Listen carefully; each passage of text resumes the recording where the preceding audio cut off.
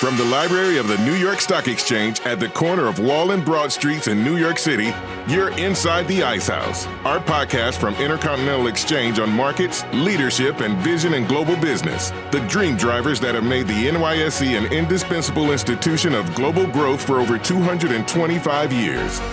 Each week, we feature stories of those who hatch plans, create jobs, and harness the engine of capitalism. Right here, right now at the NYSE and at ICE's 12 exchanges and 6 clearinghouses around the world. And now welcome inside the Ice House. Here's your host, Josh King of Intercontinental Exchange. This episode of Slice Uncut brings our listeners a discussion between the New York Stock Exchange's Executive Vice Chairman, Betty Liu, and Hamdi Ulukaya, Chairman and CEO of Chobani. Hamdi founded Chobani in 2005 and has grown the company from a single factory in upstate New York to a global powerhouse brand using what he terms the anti-CEO playbook. He launched the Tent Foundation in 2015 to bring the private sector and hundreds of companies together to help address the ongoing refugee crisis. And he also started the Chobani Incubator in 2016 to support entrepreneurs looking to disrupt the food industry. Betty and Hamdi discussed how his mission to bring a better-tasting yogurt to the United States has grown and evolved into wanting to change how businesses operate and who they serve. Slice Uncut delivers listeners the full conversation between Betty Liu and her guests on Slice, her interview-style program that unearths what entrepreneurs and disruptive brands are doing to change our way of life and our future. A condensed version of this interview first appeared on Cheddar Business and can be streamed from theice.com/insights. The full uncut Slice conversation between the NYSE's Betty Liu and Hamdi Ulukaya, right after this. And now a word from Planet Fitness. NYSE ticker PLNT. The Planet Fitness Teen Summer Challenge is on. Now through September 1st, teens ages 15 through 18 can work out at Planet Fitness totally free. No catches, no commitments. Come in and use tons of cardio and strength equipment on your own, or sign up for one of our free teen fitness training classes. Visit any Planet Fitness to sign up for your free summer membership. Under 18 must have a parent or guardian present at sign up. Check out planetfitness.com to find a club near you. Participating locations only, independently owned and operated. See club for details. Hamdi, great to see you. I'm so excited Thank you. Yeah, Thanks for having me. I'm so excited to have you here on Slice. All right, so I want to talk about a lot of topics, right? Everything from your playbook as a leader to your work on the Tent Partnership for Refugees. Sure. But let's start first with Chobani. Yes, of course. I mean, what a journey you've had, right? I think it was back in 2005. You bought this rickety factory in upstate New York, decided to make everybody eat better yogurt in the United States.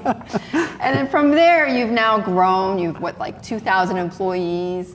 30% of them are immigrants and refugees. You've expanded into Idaho, biggest factory there in the state. Yeah. I mean, tell me about that journey from then to now. What have you learned? What I have learned. I just did a recent TED Talk on, I said, 46 years of learning, I tried to put it in the 16, 17 minutes. Most of it is, I started with a drive that coming from Johnstown, New York, where my cheese shop was, to go find this old factory where I found an ad that said plant for sale. Right. And you summarize the whole journey, and we are here in this amazing financial institution. But growing up in Turkey, in the mountains, in the Kurdish mountains, as a nomad, I've never, ever thought I would be in the field of business. It looked so distant from me. I never liked it. I thought it was not aligned with my values, but not aligned with my thinking, not aligned with my ability. And I never saw myself doing that. Mm-hmm. But seeing that factory really reminded me my home. Again, this factory is closing. All the surroundings are where I grew up, like the farms, the farmers, and the hills, and water, and all that kind of stuff. But yet the suffering is the same. The people who are closing the factory is left alone again. It left behind again. Right. After 85 years. So when I left that factory, I don't know what it got into me. I really don't know. I had this strong desire mixed with anger and opportunity at the same time. That I said, I could do something with this. Plus, angry because why did you close this place? Interesting. Why? Did you see these people are closing this factory as if they are opening with silence, with grace, with most professional way as possible? And this is the last day, and look at how they're working, how disciplined they are, how human they are. And I felt like my own family was left behind, like the moment, even though I was the strangest person. The opportunity, I said, well, with these people, I can build so much. And second part is this country doesn't have a good yogurt. And you know yogurt. I know yogurt. I grew up with yogurt. So, and from that moment, and I said, the first thing we did is we paint the walls outside. And I said, if I told these people what was going to happen when we launched Chobani 2 years from now, with 4 of them, and what is going to be like 5 years after, and then 5 years after, if I had told them what was going to happen, they would probably say I was... You're crazy. Yeah, I was crazy or something. But that's exactly what happened. And within that, I learned a lot. I didn't learn going to schools. I didn't learn by reading books. I didn't learn by having a network of people, because up there was nothing. It was me, factory workers, farmers, community people, my memories from back home, and people came and joined. And we figured out together. And I realized I love this field. I love business. I love what it does. I love what it does to people. I love what it does to community. I love what it does to me. I love what it does to broader humanity. I love what it does. So I realized that it's something with the playbook. It's something with the approach of the business that was not right. Not that the field was not right. Because you saw that it was making an impact. 100%. Yeah. And generating a lot of values, building factories. We built factories. We started that company with a SBA loan with 4 factory workers. Until it was $1 billion sales, we never brought any outsider money. We did it internally. And we built almost $700 million infrastructure in New York and Idaho. Like, it was kind of a miracle. But it's possible because you put all of your God-given abilities into work. Creativity, leadership, competition, finding solutions, building brotherhood and sisterhood, building connection with people, having human connections. These are all possible in the field of business. And if you summarize to only money, then you disconnect from, treasure. Well, that kind of leads to your TED Talk that you just referenced. And I know you talked about this anti-CEO playbook that you have, where you focus on a return on kindness. Did something happen where you felt like, okay, once you focused on a return on kindness, that the wealth and the investments and the profits, that all comes naturally after? 100%. 100%. And it comes in a very beautiful way. And it comes in a really fast way. And simply because if you build those human connections, and if you center that this is going to be good for humanity, good for the community, good for the people, and I'm going to make services and products that is going to, serve greater, community, you become faster, you become more profitable, you become more innovative, and you break all the records. But it really has to be center of your reasoning of existence. It cannot be a check the box. Right. Like, look, I'm doing something nice here. Like, you come to work every single day and saying, I'm going to do something really good today. Do you feel like that's changing in corporate America? I do. Yeah. I think I see not changing dramatically, but there is dramatic search. Okay. There is dramatic search. There is dramatic question mark. I was just in a meeting in Florida today, and conversation going on is among the CEOs and wealthy people are saying, okay, in the field of income inequality, you're going in a really wrong direction. In the field of businesses and brands and CEOs disconnected from broader community, where are we going? Are we the one to blame for, or are we the one who can solve this problem? And I think second option is the best option.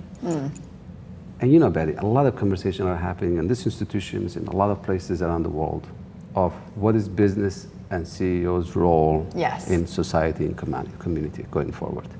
And saying that you only exist to make profit for the shareholder is really, really not good for the business. It doesn't cut it anymore. No. Yeah. No. And it's not good for the business either.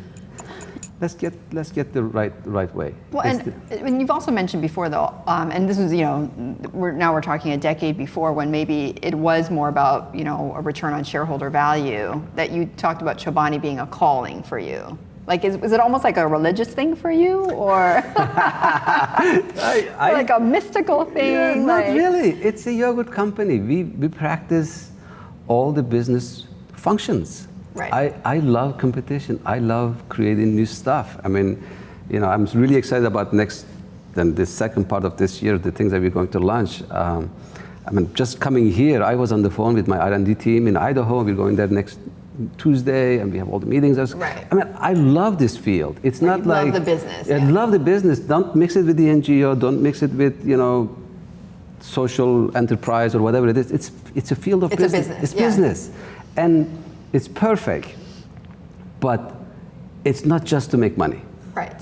And that's the only difference. It's just not to make money. I want to have joy. Everybody wants to have joy. Mm-hmm. And how much more money can you make to give you more joy? Yeah. It's not.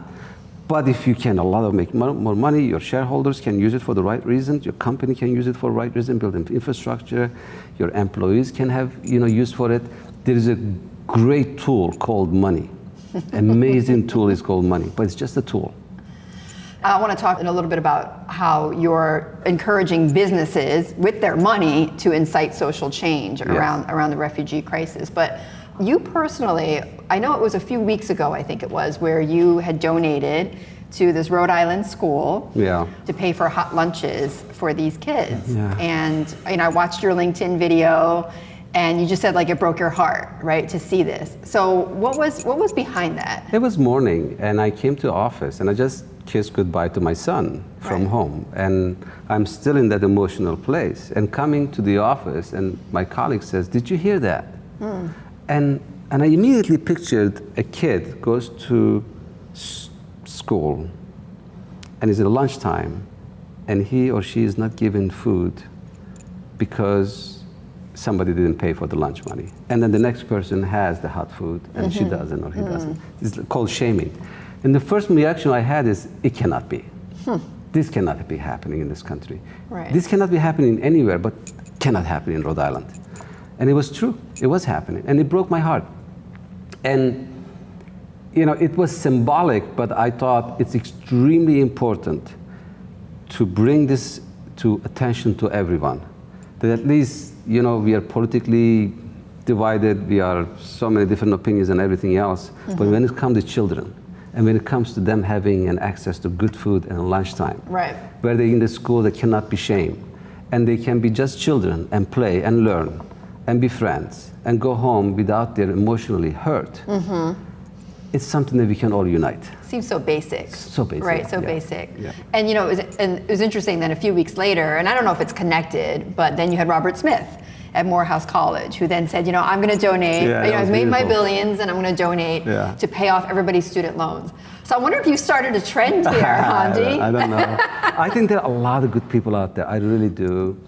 I think in the field of business, doing good in the community, doing good in humanity, doing good to our people, if it's an everyday business and regular business, majority of the people in the business that I know will jump in dramatically. Right. But what's the most important is in the boardrooms, an investor community needs to support, needs to encourage the CEOs and the owners to do the right thing.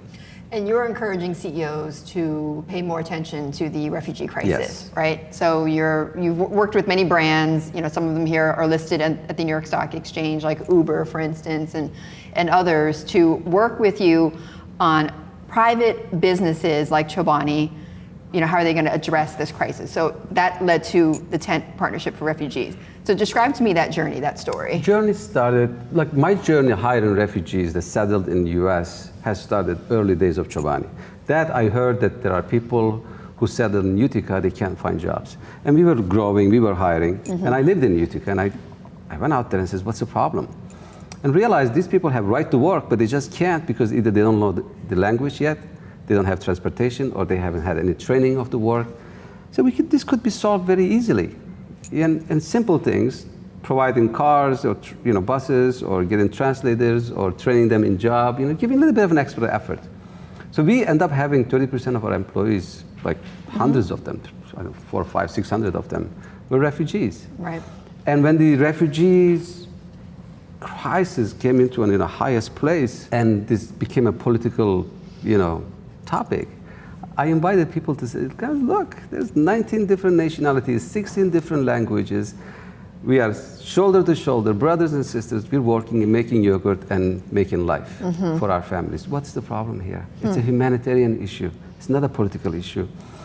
And then the Sinjar things happen, which is very dear to my heart, very close to my heart, is where the Yazidi community get attacked by ISIS and all the girls get captured and there are thousands of refugees generated. I immediately look at it as like, what can I do? And I went to Geneva, UNHCR, and talked to a couple of other NGOs and realized there is no business community involved in this most dramatic humanitarian crisis that we're going through. Was that a surprise for you? A surprise, and also, since I was very aware with the issue, I didn't even know half of it. It's so bigger than what I thought it was going to be. And I immediately started thinking, I said, we gotta bring the business community in here. Because in my experience, the minute they get a job, that's the minute they stop being a refugee. That's the minute they start moving on in their life. That's the minute they can start building their life again. Yeah.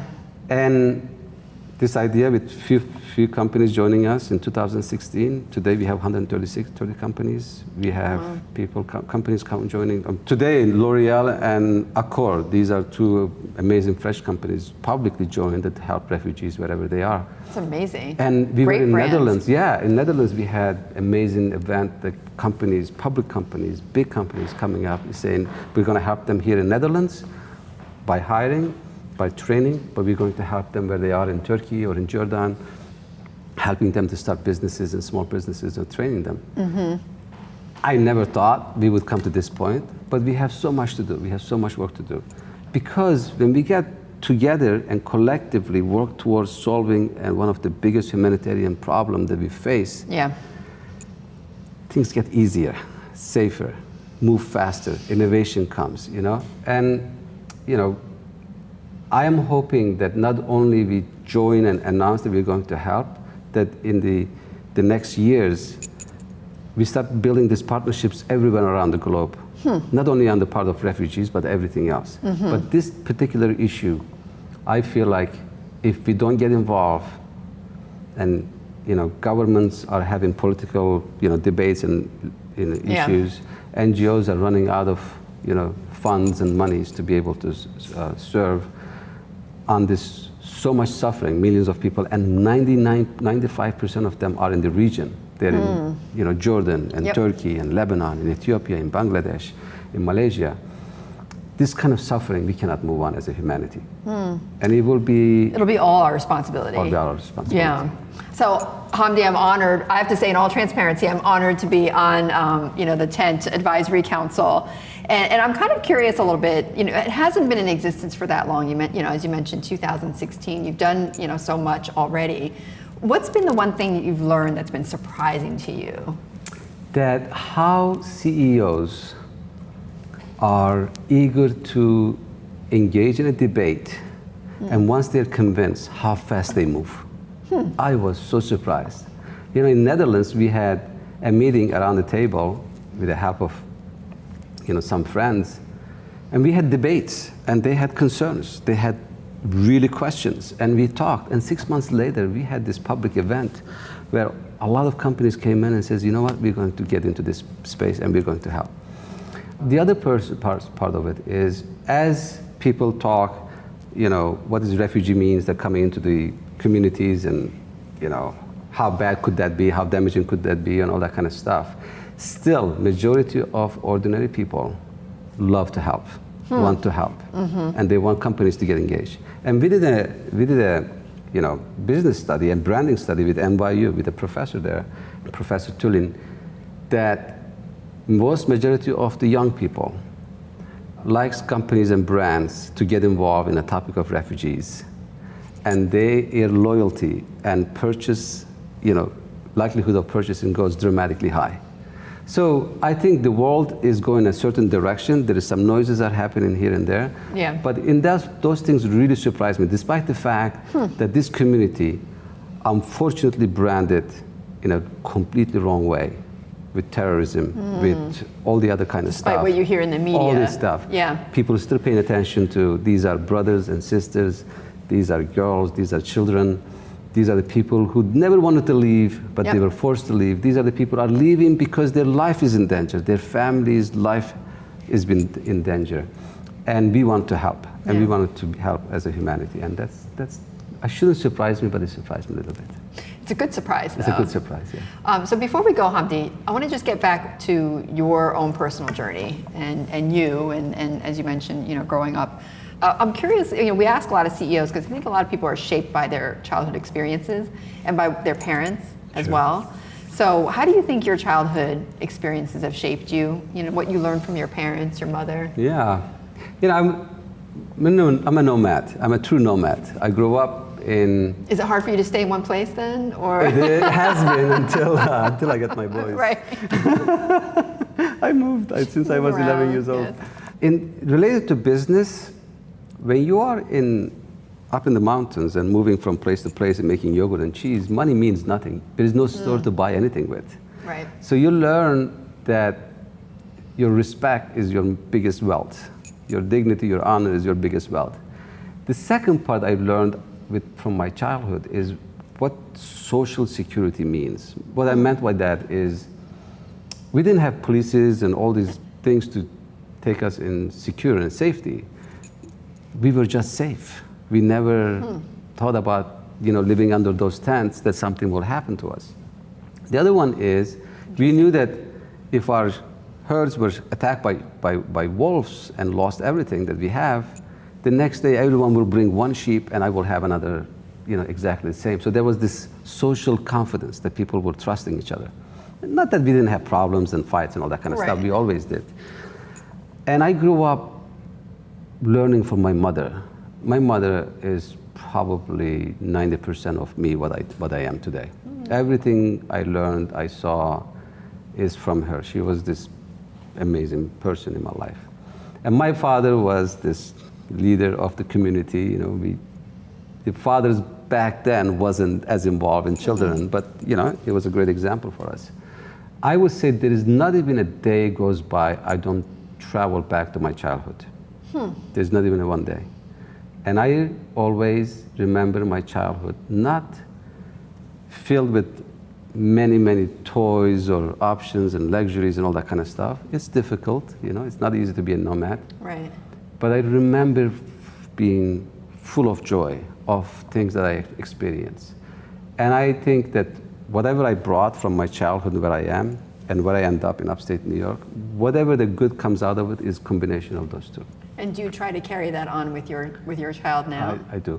Yeah. And I don't know how can I make him to smell the things that I smell, right. hear the Have things those that I same hear. experiences, yeah. I try to tell them stories. I try to make them listen to songs.